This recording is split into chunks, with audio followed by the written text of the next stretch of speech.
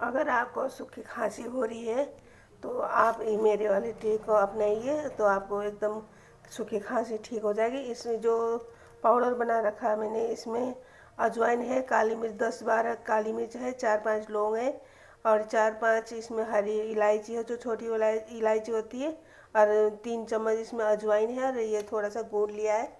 इसका मैं वो पाउडर बनाने वाली हूँ। गुड़ को मैंने पैन में डाल दिया है। अब इसमें थोड़ा सा पानी डाल दूँगी। पानी बिल्कुल थोड़ा ही डालना है ताकि ये गुड़ पिघल जाए। इसमें मैंने थोड़ा सा आधी चम्मच जितना ये सौंठ पाउडर भी लिया है। अगर सौंठ पाउडर नहीं है तो आप अदरक का जूस निकाल के डाल सकते हैं। अगर ये छोटे बच्चे के लिए बना रहे हो तो आप ये सौंठ भी कम कर दीजिएगा, और काली मिर्च और लौंग जो है 2-3 दाने ही डालेंगे आप। थोड़ा सा सेंधा नमक। अब इसको डाल के 4 से 5 मिनट पका। बन के रेडी हो चुका है। Bye bye.